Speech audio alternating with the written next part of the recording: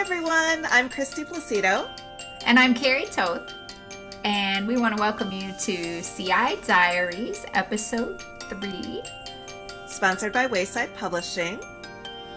And we want to talk to you today about the topic of topics versus themes in the classroom. Kristy, you want to explain a little bit about what you would define as a topic versus a theme? Yeah, so let's talk about topics first. So when I think about topics, I think back to when I first started teaching, and I was using a textbook, so I've been teaching for 25 years. I don't want to name and shame this textbook, but it's one that teachers that were teaching 25 to 30 years ago would definitely remember, and it was often referred to with the word misery in its title. So I'm going to just leave it at that. But when I think back to my experience teaching with that textbook, I remember it had a lot of topics. It would have things like clothing. We're going to learn about clothing today, kids. And we're going to also learn this set of verbs. And often the verbs would have some kind of commonality grammatically, like they might be like E to IE stem changing verbs or something like that. So to me, that is a topic, something it seems really contrived. It usually involves a list of things that are similar to each other. And quite often it might also have some kind of a grammar motive. Feature, yeah. Some kind of featured grammar that they were trying to really slyly sneak in there. We don't want to be too that loosely obvious associates with the yeah. So to me, those are topics. So things like food, clothing, parts of the house. Oftentimes, those topics would be accompanied by a pretty lengthy vocab list and usually some kind of project too. Like I always remember when we would learn clothing, we would do a fashion show, or we would learn about the house. The rooms of the house. Students would design their dream house. So that's what I think of when I think of a topic. I don't know what your experiences have been, Carrie. Maybe I'm guessing similar to that. The same, or asking what household chores do you have to do, and then finding everyone completely silent because they really don't do what? You don't make your bed? Nobody makes you do it? No, I crush the cans. That's all. That's all I have to do. Right, I know. Like, how do you say crush the cans? Right. I know. What? Right. I know. So I think you and I are probably pretty much on the same page with this. And I actually feel like... And then a theme to you would be what? What would you... Well, how would you differentiate them for a theme? I feel like, first of all, themes, they're not unique to CI teachers, right? Like, I feel like you can define yourself as a teacher in lots of different ways and differentiate between topics and themes. So I think we're kind of veering off a little bit from just CI or ADI teaching. Yes. But I think we would approach this maybe from a little bit different angle as ADI teachers. But to me, themes are things that maybe are a little bit more deep, things that you could maybe have a little bit of a deeper discussion about. They might involve social issue, or maybe instead of talking about all sports, maybe we're going to talk about one particular sport and its context within a society. Maybe we're going to learn a story about an athlete that plays that sport. Maybe we're going to talk about a topic that involves an issue that impacts our students, and then compare that issue to how it might impact teenagers in the target culture. Maybe the theme could be a problem that we need to solve. Maybe there's some type of issue affecting our community or an issue that impacts the environment. And we're going to talk about what that issue is, how it affects us, and what the possible solutions are. So to me, a theme is usually something that you can dig a little deeper on. It's not something that has an artificially contrived list of vocabulary and a grammar point that's going to be woven in. A theme is something that we're going to explore for the sake of exploring something meaningful, not necessarily because we have a particular agenda with vocabulary or grammar. But because we want to dig into using, we want to dig into using the language. I was kind of thinking about that and looking online, and I found the author of DIY MFA or Master of Fine Arts, Sarah Letourneau, said it, I think, really well. The main thing to remember about topic is that it pertains to the story's what, or it's driven by facts and specifics. So the topics that we might study are just facts and specifics, where themes deal with big pictures and overall reveal why the story matters. So when we look at that from the language class perspective, if we dig into themes, it helps them see why learning a second language matters. We're looking at the cultures and the products and the practices and the perspectives, and so they can see, I can use this language in my life in all these different ways. And so it helps us, really see inside of the language more than just that surface of just, oh, these are all the clothes that I have on today. Like this is this is what fast fashion does in the world around me. This is how clothing affects the environment and the people that are producing clothes, and my use of clothes, how it affects my planet. And so, digging into a theme over just that superficial, topic. Mm-hmm. So what I think is difficult, especially if you're a teacher who you've been, really following your textbook, maybe your textbook really is topic driven. And there are different textbooks out there too, let's face it. I mean, not all textbooks are created equal. But let's say you're a teacher who wants to dig a little deeper and get a little bit more thematic. Like where do you start with that? I am a proponent of the chuck it bucket. I think that no matter what you're doing, if you are completely free to do whatever you want, I would take a unit from your curriculum that you don't need, like the chores unit. Nobody likes that unit. Take it and throw it away. Don't even teach it. Right. Just throw it away. Nobody cares. Like pick out a few things like wash and clean. Those might be valuable words, but the rest of it, throw it away.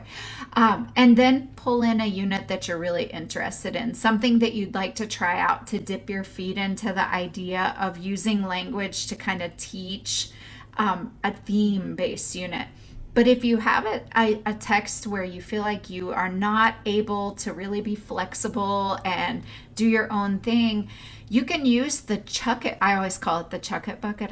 Like your trash can where you can throw the stuff that is extra or that's keeping you from being able to be free. Mm-hmm. Take your vocabulary list and just pare it down, or take whatever the grammar concepts are that are in the chapter. How can you pare it down to where it's manageable and you can get the main ideas, enough to get through the department final that you have to give, but also to give yourself some breathing space so that you can fit in some really great social issues and some planetary issues. Like how could you take that house unit and still teach, the key house vocabulary, but then also take a look at, what is going on with housing in the U.S. right now? Like, what are some key social issues about housing in the U.S. right now that you could work into that unit to make it more thematic than topic based? Right. And I mean, I think a lot of, I think that a lot of us, most of us maybe have realized that it's not good enough to be going a mile wide and an inch deep. I think most of us have started to realize that it's okay to pare things down and go a little bit deeper, narrow and deep. It's going to stick with students a lot longer, and especially if it's meaningful. If you're just kind of throwing a meaningless list at them and expecting them to memorize it, and you're just, doing drills where they're, plugging things in, using grammar, whatever, it's not going to be that meaningful. But if you find something that you can really hook them with, something that they're going to potentially develop an interest in or even a passion about, imagine how much longer that language is going to stick with them. So to me, it just makes sense to teach with thematic units. So do you think... And like you said, digging deeper. Mm-hmm. So do you digging think deeper that you and have maybe to, not... Do you think that you have to... Do you have to have like a theme for your whole semester? Or like, how long can a theme last? I'm going to shoot back to you after this too, but I think a theme really, I've had some themes that I've taught in the past that have carried on for a semester. I'm a science minor, and so I have a theme of sustainability that runs pretty much through my Spanish 4 class. We dig pretty hard into being stewards of the planet, and so we talk about sustainability on land. We do the Sustainable Development Goals from the United Nations, and so we look at life under sea, microplastics. We talk about zero waste, and I'm constantly trying to find things to bring in under that umbrella of a theme, and then we look at little mini themes with that bigger theme. So in my opinion, you can have like layer. It's like an onion, like Shrek says, Yeah. Themes have layers. Onions Ogres have layers. have layers. Ogres have Yes. layers. What about you? I agree. Yeah. So, I tend to, when I'm approaching a unit, I tend to have some kind of a central component to my unit. Sometimes it's a theme or an idea. Sometimes it's a book. Sometimes it's a film. Sometimes it's a song. But I tend to start with kind of like, okay, so like if you were decorating your house, you might call it an inspiration piece, right? So I take my one inspiration piece and then I try to kind of build off of that. And I try to find, like you said, layers.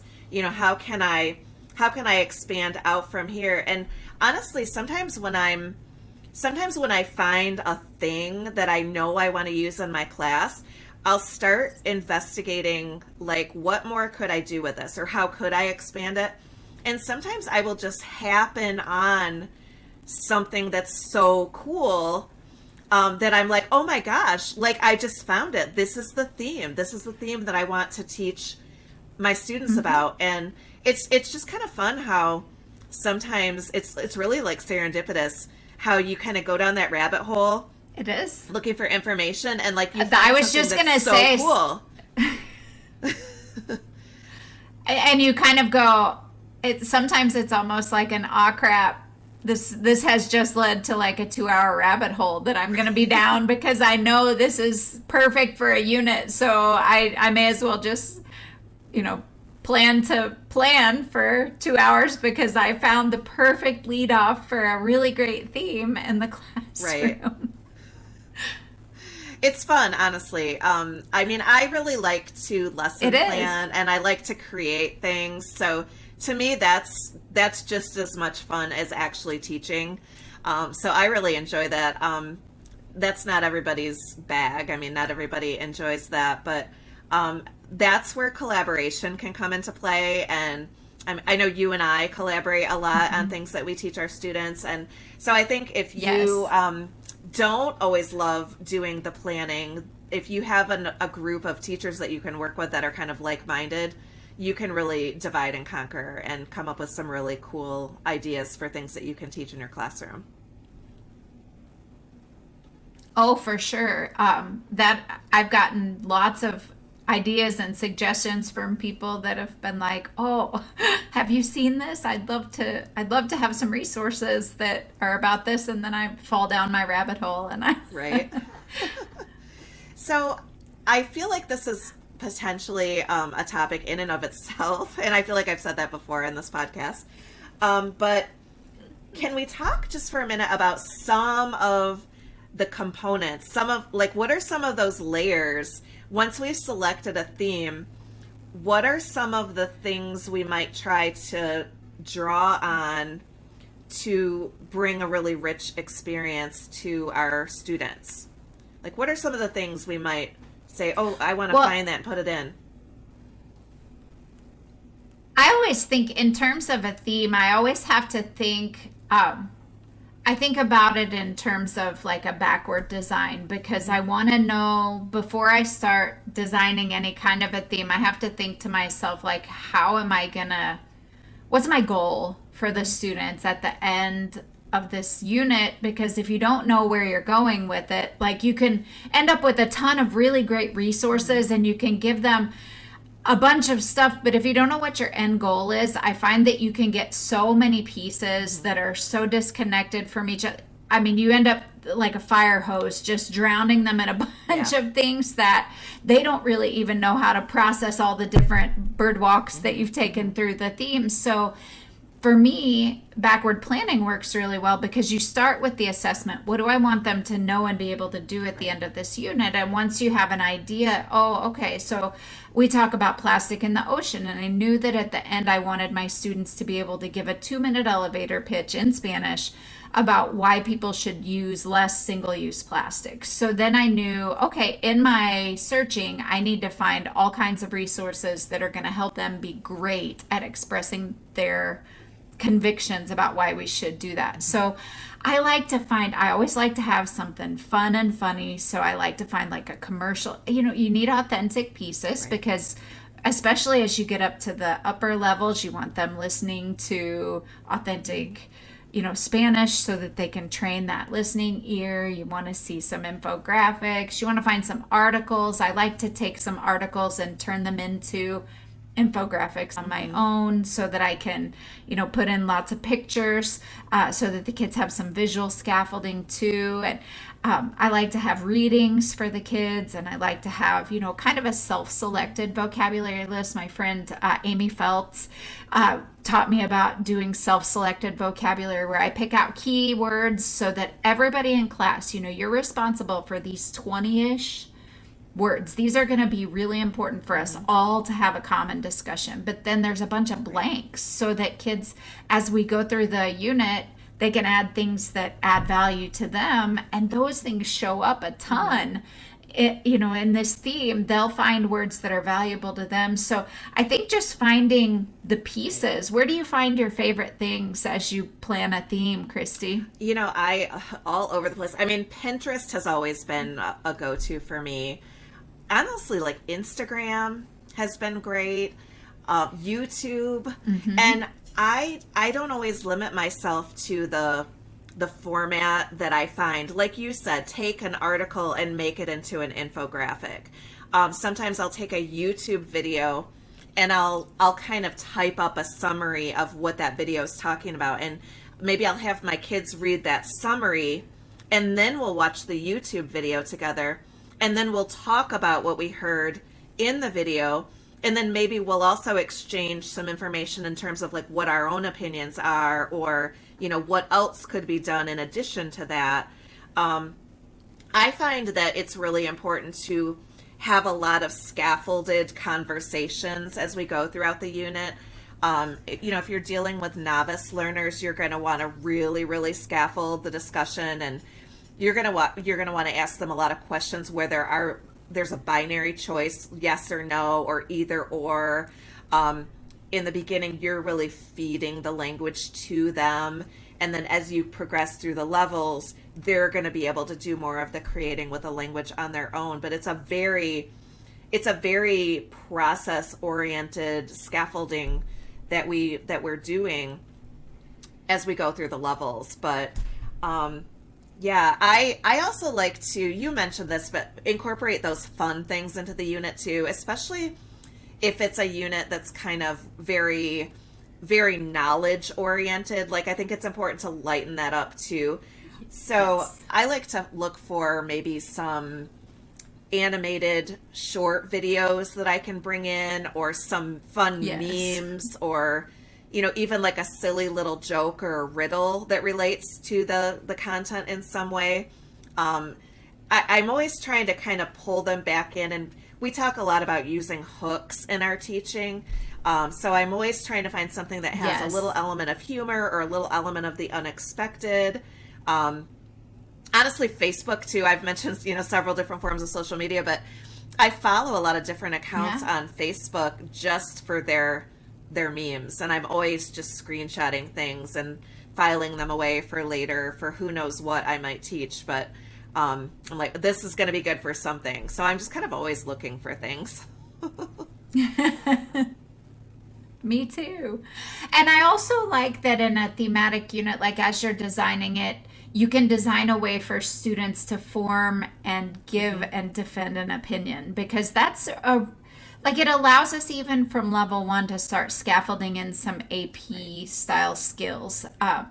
Whereas in a more topic based unit, you don't really have the opportunity to build in Hmm. those higher order thinking types of skills. Having a thematic overlay in your unit helps them compare and contrast and give and defend opinions. And so you get to, sort of help them, because if we wait until level four to start encouraging them to do those things, they have to build a lot of skill in a short amount of time. But if we've kind of started giving them the skills Hmm. early and then developed it year by year by year, then they're really strong at it when they get to Yeah, their definitely. upper And you level can structure a classes. lot of that personalization too. I like to do things like, one of my favorite activities is four corners, where I'll write on a piece of paper like something like I agree, I disagree, um, or sometimes, often, never, those types of things. And I'll just post those papers around the room, and I'll ask a question, and I'll ask the students to go stand under the poster that best describes their position on the matter. And then once they're standing where they've chosen to stand, then I can ask questions of this group that's over here, and then compare it to what this group over here thinks. And I'm doing a lot of the talking. The students have made their decision basically by voting with their feet where they're going to stand under which poster. Um, you can also do things like, ask your students a question and have them maybe write a comment on a sticky note, and then post their sticky note on a certain portion of the board that reflects where their opinion falls. And then the teacher can go up, look at what they've written on their sticky note, and do some discussion with the class. Maybe even take their sticky note and put it under your little document camera, and then do some discussion with the class based on what this particular student put on their sticky note. So there's a lot of ways to kind of structure a conversation, or structure like talking about your opinions, so it doesn't get crazy.